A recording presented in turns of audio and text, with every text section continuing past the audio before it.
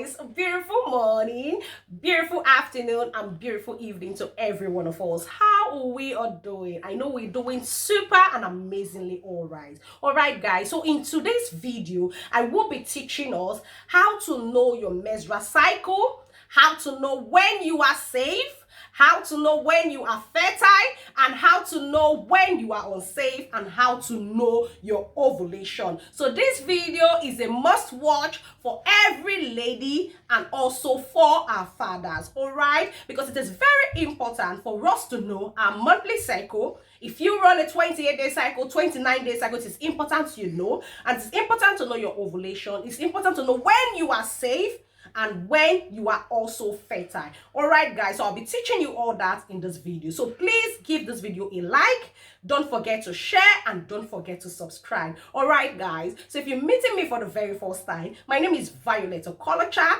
and I'm a registered nurse. I'm from Nigeria and I practice here in the UK. All right guys, so let's get started on how we can know our menstrual cycle, our safe days, our ovulation, and all we need to know. So guys, come with me and let's dissect this. So the first thing I want you to know today is understanding your menstrual cycle, understanding your ovulation is really important for every young girl, even before thinking of pregnancy.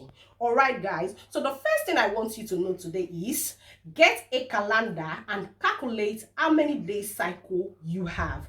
Now if we have 100 women, 95 usually have the 28-day cycle, while the other ones may have 29, 30 and 35-day cycle. So on today's video, we're going to be focusing more on the 28-day cycle and gradually drift to the 29-day cycle and the 35-day cycle. So the first question now is, how do I calculate my menstrual cycle? Now, look at this calendar I did. The first day here is on Sunday, and which is the first. Second, so Sunday, Monday, Tuesday, Wednesday, Thursday, Friday, Saturday. That is a week, all right? And this is my monthly calendar I have created. Now, the first day you see your menses is the first day your menstrual cycle starts. So if you see your menses on the first, that is the first day your menstrual cycle starts. If you see your menses on the 31st, that is the first day your menstrual cycle starts. So now let's assume I see my menses on the 1st, all right? And on the 1st there is a Sunday, all right? The first day I started seeing my menses is on the 1st, all right? And the next time I'm seeing my menses now, again, for the second time, is on the 28th. So that is your menstrual cycle. So your menstrual cycle is from the day 1 of your menses down to another resumption of another menses. So that is what your menstrual cycle. Like I said, my first day of my menses now is on the 1st. I'm looking at this calendar, that's a Sunday, and that is on the 1st. That is when I see my menses, and that is the beginning of my menstrual cycle. So from on the 1st, I will begin to count 1, 2, 3, 4, 5, 6, 7, 8, 9, 10, 11, 12, 13, 14, 15, 16, 17, 18, 19, 20, 21, 22, 23, 24, 25, 26, 27, 28. So on this 28 is now my what? Is now when I started seeing another menses. So this is now what? My menstrual cycle. So because this now is on the 28th, I run a what? A 28-day cycle. So beginning of one menses, of the first menses down to what? Another menses resuming is your menstrual cycle. All right guys, so now we now know your menstrual cycle. So what about, some people might now ask me, Nurse Violet, this month I have a 28-day cycle.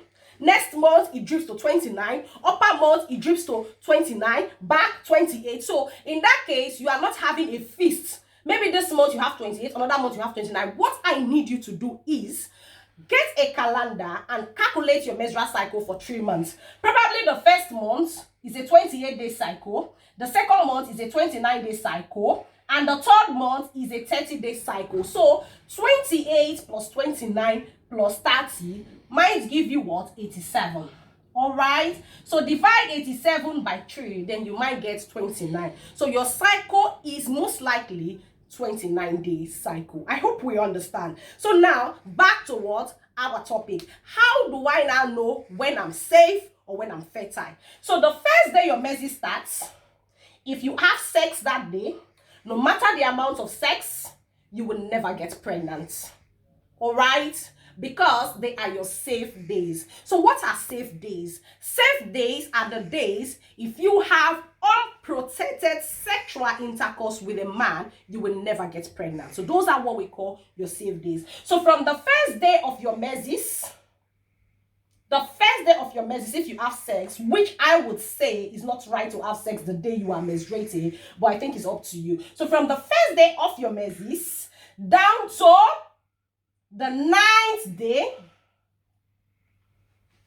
you are safe. So your safe days is from the first day of your menses, the second day of your menses, the 3rd day, the 4th day, the 5th day, the 6th day, the 7th day, the 8th day. So from the 1st to the 8th, 9th, I will say these are your safe days. If you have unprotected sexual intercourse, you cannot get pregnant. Your probability of getting pregnant is like 1% out of 100. So from on the first day your menses starts down to what? On the 8th, 9th day, you are safe. But for this lecture only, I will say from on the first day your menses starts down to the 8th day, I will say you are safe. I will tell you why the rest later. Now, from on the 20th day, from on the 20th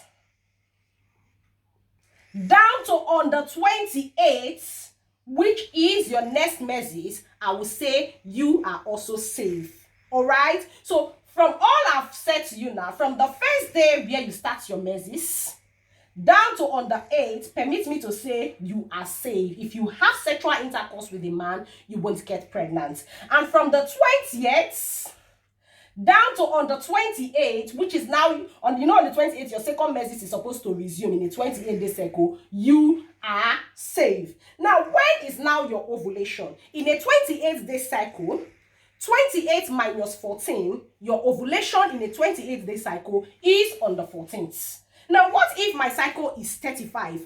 35 minus 14. So your ovulation, if you are running a 35-day cycle, so 35 minus 14 is now 29. So on the 29th is now your what? Your ovulation. All right. So now, because we are talking about 28-day cycle, 28 minus 14, the ovulation for a 28-day cycle is now what? Is now on the 14th. So what is ovulation? Ovulation is that day the ovaries release a egg. All right. So that's day the ovaries release an egg, consider that day as the most fertile day of a woman.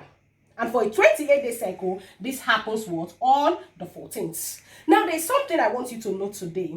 The sperm